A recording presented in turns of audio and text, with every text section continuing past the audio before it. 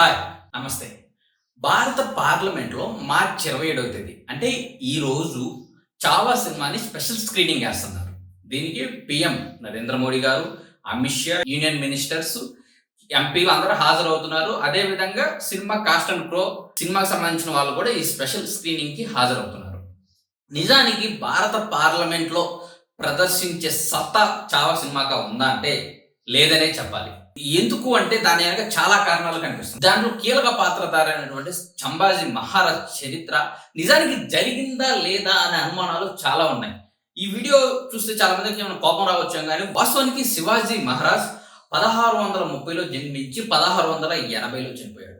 అంటే ఆయన జీవితకాలం 50 సంవత్సరాలు. ఆయన చనిపోయిన దాదాపు 200 సంవత్సరాల తర్వాత కూడా ఆయన చరిత్ర గురించి ఆయన అంటే ఎవరో గాని చరిత్ర పుస్తకాల్లో లేదు. ఆయన చరిత్ర మరుగున పడిపోయింది.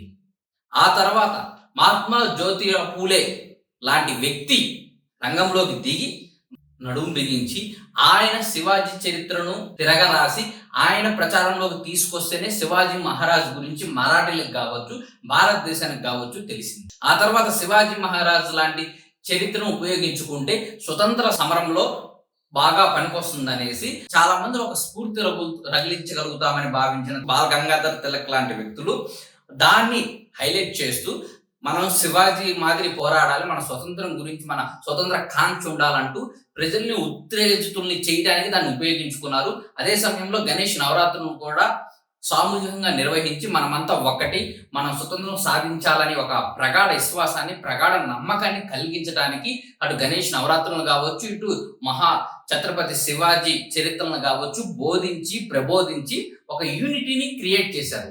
ఆ యూనిటీ కోసం అలాంటి వీరుల చరిత్రల్ని హైలైట్ చేశారు కానీ వాస్తవానికి అది ఎంతవరకు నిజము అనేది కూడా ఇప్పటికీ చెప్పలేము. నిజం చెప్పాలంటే ఛత్రపతి శివాజీ మొఘల సామ్రాజ్యం మీద తిరుగుబాటు చేశారు.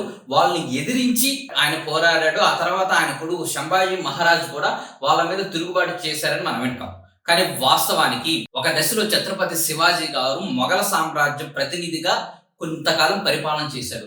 ఆ తర్వాత తనకు తానుగా రాజుగా ప్రకటించుకొని వాళ్ళపై తిరుగుబాటు చేసి వాళ్ళతో యుద్ధాలు అనేది కంటిన్యూ చేశారు. ఆయన బతుకున్న 50 సంవత్సరాల చరిత్రలో అటు యుద్ధాలు కావచ్చు, ఇటు కుటుంబ కలహాలు కావచ్చు అనేకం జరిగాయి. ఆయన చావు కూడా ఒక మిస్టరీగానే మారిపోయింది. ఆయన చావుకి ఎవరో ప్రత్యర్థుల కారణమో లేకపోతే యుద్ధాలో కారణం కాదు. ఆయన సొంత భార్య విష ప్రయోగం చేయడం వల్ల శివాజీ మహారాజ్ చనిపోయాడు. ఆ తర్వాత సంభాజీ మహారాజు రాజు అయ్యాడు. కానీ అతను రాజు అవడానికి మధ్యలో కూడా కొన్ని అనూహ్య సంఘటనలు జరిగాయి. ఇక సంభాజీ మహారాజ్ విషయానికి వస్తే ఆయన కేవలం 8 సంవత్సరాలు మాత్రమే రాజ్య పరిపాలన చేశారు. అందులో ఎక్కువగా యుద్ధాలకే ఆయన సమయం కేటాయించడం జరిగింది. ఆయన చరిత్ర గురించి వాస్తవాలు అనేది ఎవరికీ తెలియదు. కానీ సినిమాకి కావాల్సిన ముడుసరుకు అక్కడ ఉంటుందని భావించిన దర్శక నిర్మాతలు దాన్ని కొంచెం ఎలాబరేట్ చేసుకోవడం, దాన్ని సినిమాగా తీయడం జరిగింది. ఇప్పుడు ఒకే కమ్యూనిటీకి చెందిన వాళ్ళు పరస్పరం యుద్ధం చేసుకున్నారంటే అందులో అంత మజా అనేది రాదు. కళింగ యుద్ధం గురించి సినిమా తీస్తే అది సక్సెస్ కాదు. ఎందుకంటే ఒకే కమ్యూనిటీకి చెందిన వాళ్ళు. అదే ఇప్పుడు మొఘలాయులు హిందూ కమ్యూనిటీకి చెందిన వాళ్ళు యుద్ధం చేసుకున్నారు. అక్కడ జరిగిన పరిణామాలు ఏంటి అంటే సినిమా ఖచ్చితంగా సూపర్ హిట్ అవుతుంది. ఆ కోణంలోనే చావా సినిమాని తెరకెక్కించారు. అనుకున్నట్లు అది సూపర్ హిట్ అయింది. కాకపోతే ఈ సినిమాని భారత పార్లమెంట్ లో ప్రదర్శించే స్థాయి అయితే లేదు. భారత పార్లమెంట్ లో సినిమాని ప్రదర్శించాలి అంటే జై భీమ్ లాంటి సినిమాని ప్రదర్శించవచ్చు కదా. కానీ అలాంటి సినిమాలు మాత్రం అక్కడ ప్రదర్శించరు. కనీసం అలాంటి సినిమాలకి ప్రోత్సాహకంగా ఎలాంటి అవార్డ్స్ కూడా ఆ సినిమాలకు రావు. కానీ చావా లాంటి సినిమాలకు మాత్రం అవార్డ్స్ వస్తాయి. స్పెషల్ షోలు పార్లమెంట్ లో స్పెషల్ స్క్రీనింగ్స్ కూడా వేస్తుంటారు.